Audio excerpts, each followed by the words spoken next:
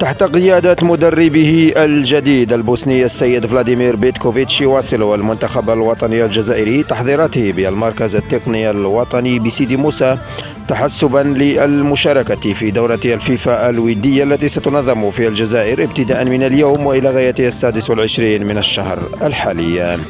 الناخب الوطني ركز في آخر الحصص التدريبية على الجانب التكتيكي، كما ركز كذلك على إيصال رسالته للاعبين وكذلك على الجانب البدني، كما قام أيضا بفتح المجال لوسائل الإعلام في إحدى الحصص التدريبية للتواصل مع اللاعبين، والذين صرح بعضهم بالتالي. صحتوا لكم.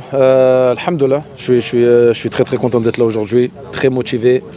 Et voilà, y a un nouveau staff, il y a de nouveaux joueurs, voilà, c'est une nouvelle, on va dire, une nouvelle page. Donc voilà, va falloir rentrer dedans très vite parce qu'on a des matchs importants dès vendredi, Inch'Allah, et donc espérer commencer avec une victoire, Inch'Allah. Ouais, bien sûr. Tout, bien sûr. Ça, je vais pas mentir. Bien sûr, même retrouver des frères, retrouver des personnes que j'ai pas vues depuis longtemps. Alhamdoulilah, je suis content et voilà, maintenant je suis concentré. Et, Inch'Allah, on fera de grandes choses, Inch'Allah. Ils sont pas tous là, malheureusement.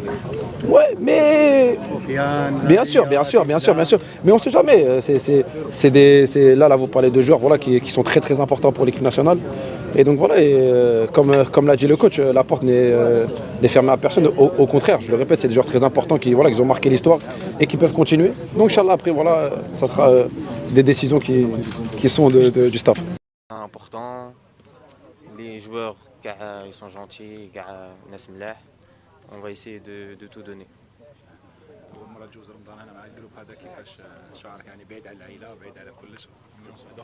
Franchement, ambiance spéciale. C'est la première fois à Ramadan avec l'équipe nationale في الجزائر. Et franchement, au top.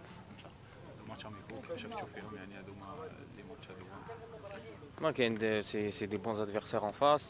حنا تاني عندنا équipe شابة.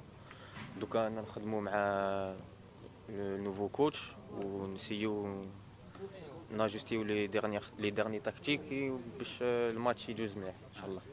بيبليك يستنى منك كثير في ليكيب ناسيونال باش فيك يستنى منك كثير يعني في ليكيب ناسيونال، راك واجد باش تنوض البليس هذه وتخلي البصمه تاعك تكون احد نجوم المنتخب الوطني. راني واجد نسيي فاصون ان شاء الله ندير كلش pour tout donner pour rendre fier le peuple algérien. L'objectif numéro 1 هذا.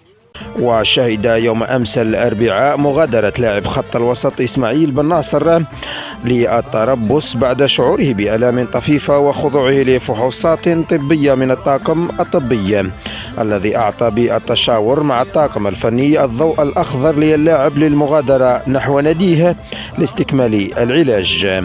نذكر أن الناخب الوطني كان قد استدعى اللاعب آدم زرقان تحسبا لأي طارئ. ونذكر في الأخير أن الدورة الودية ستنطلق اليوم بمباراة جنوب إفريقيا وأندورا بداية من الساعة 10 ليلا بتوقيت الجزائر على ملعب 19 ماي بمدينة عنابة. أما المنتخب الوطني الجزائري فسيدخل المنافسة يوم غد بمواجهة بوليفيا بداية من الساعة 10 ليلا بتوقيت الجزائر على ملعب نيلسون مونديلا ببراقية. بالتوفيق والنجاح لمنتخبنا الوطني إن شاء الله.